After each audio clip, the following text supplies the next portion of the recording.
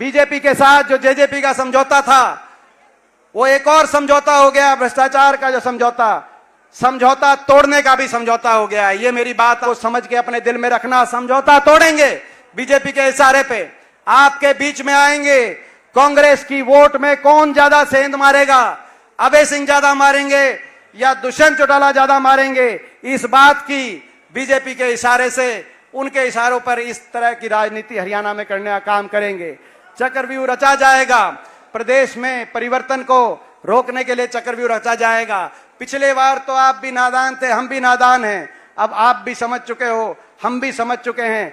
इस चक्रव्यूह को तोड़ने का काम और इस तोड़ने में हमारा साथ आप दोगे कि नहीं दोगे, एक बार हाथ खड़ा करके मैं आप सबसे आशीर्वाद, आप सबसे साथ मैं इस बात के लिए मांगता हूं। लाखों की संख्या में किसान मजदूर गए बॉर्डरों पे, लेकिन 750 बॉर्डर से लौट के नहीं आए। उनको श्रद्धांजलि देना चाहते थे हम। देश की संसद में हमने बहुत लड़ाई लड़ी, मगर इस सरकार का दिल नहीं पसीजा, दया का भाव इस सरकार के दिल में नहीं आया।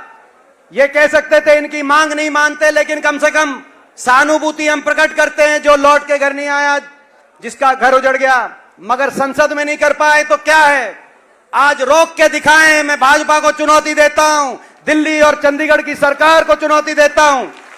संसद में नहीं किया, लेकिन आज जन संसद में मैं आप सबसे आग्रह करता हूं, एक बार खड़ा होकर मौन रख के, आप सब खड़े होकर मौन रख के हम अपने 750 किसान और मजदूर भाइयों को श्रद्धांजलि देंगे। मैं आप सबसे आग्रह करता हूं।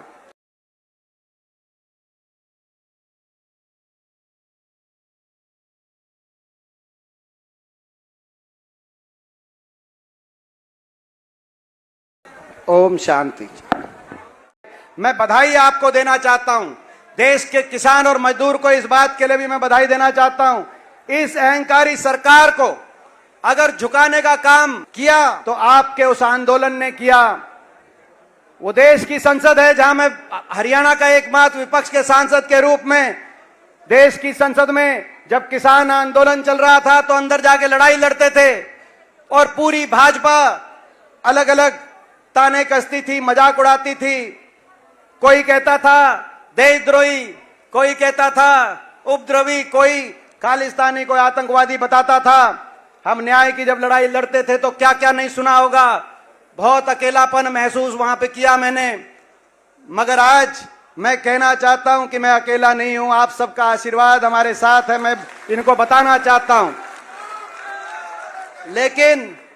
लेकिन मैं बधाई देता हूं वो देश की संसद जहां वो तिरस्कार हुआ किसान का। आप जीते, आंदोलन जीता, 3 कानून वापस लेने पड़े प्रधानमंत्री जी को देश के सामने आकर।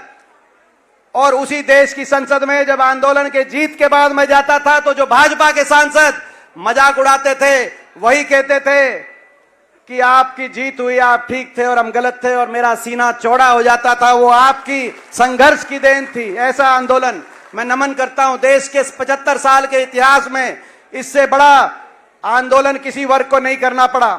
मगर एक और रिकॉर्ड स्थापित हुआ 75 साल में। आंदोलन भी सबसे बड़ा था, मगर सरकार का अहंकार भी सबसे क्रूर था, क्रूर अहंकार। ऐसा अहंकार किसी सरकार ने नहीं दिखाया होगा देशवासियों के प्रति। अपमान पे अपमान, तिरस्कार पे तिरस्कार। इसीलिए आज हम ये संकल्प ले रहे हैं श्रद्धांजलि देते हुए कि उस अहंकार को तोड़ेंगे, वोट की चोट से तोड़ेंगे।